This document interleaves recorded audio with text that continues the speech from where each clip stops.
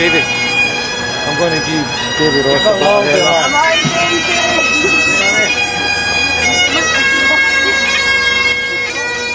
I see a whole army of my countrymen and women before me, and they do not flee.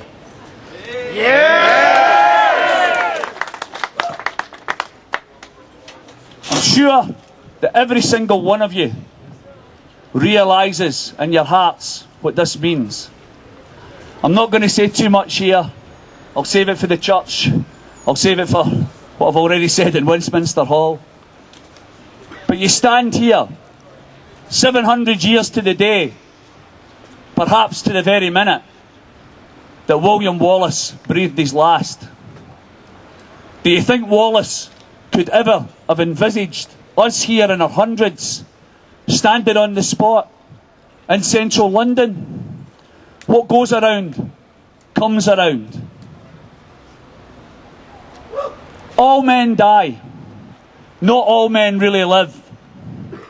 Wallace lived and died for Scotland. For too long, the leaders in Scotland have buried their heads when it comes to us as a nation state.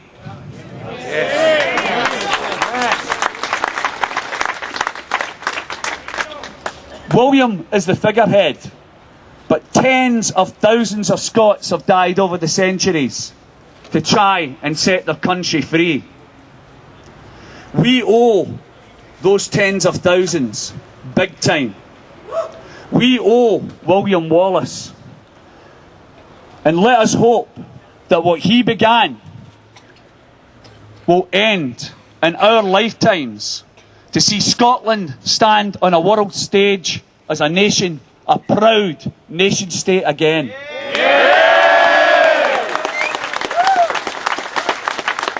There is one word synonymous with the life of William Wallace.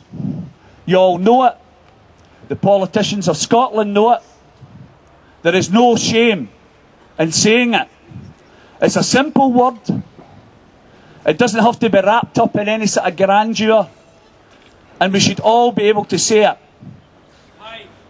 We'll all be able to say it without any kind of feeling small.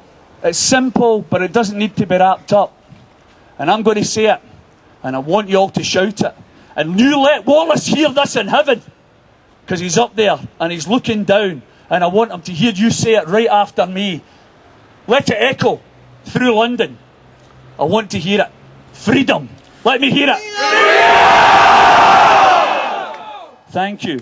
Now we're going to have one or two wee things done, but I've got a good friend here, Scott Begbase, just going to say a few words, and then Clan and Drummer are going to let them see here what Celtic passion and spirit are all about, primeval and from the soul. Scott? Thank you, David.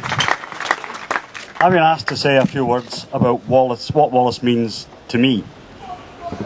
And to be honest, it was kind of hard, because to start with, Wallace almost didn't mean anything to me at all.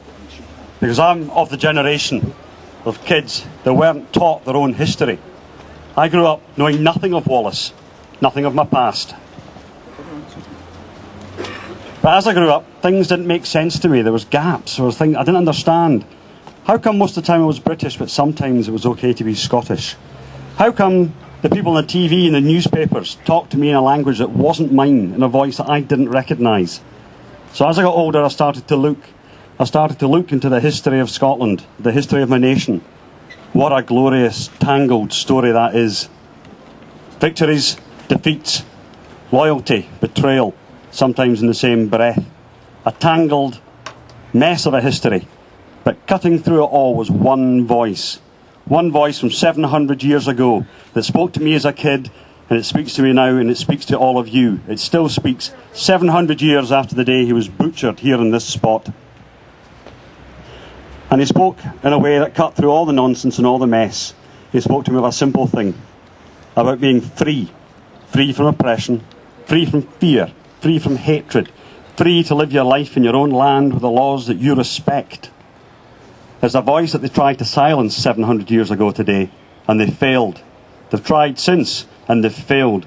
And they'll always fail, but it's up to us to make sure that that voice is never silenced. It's up to us to tell our children and our children's children what Wallace means to us, what Wallace means to all of us, and how we came to be where we are just now. The question I was asked, what does Wallace mean to me, isn't the right one. It's what does Wallace mean to us? What does Wallace mean to our nation? And the answer to that is a very simple one. He means everything.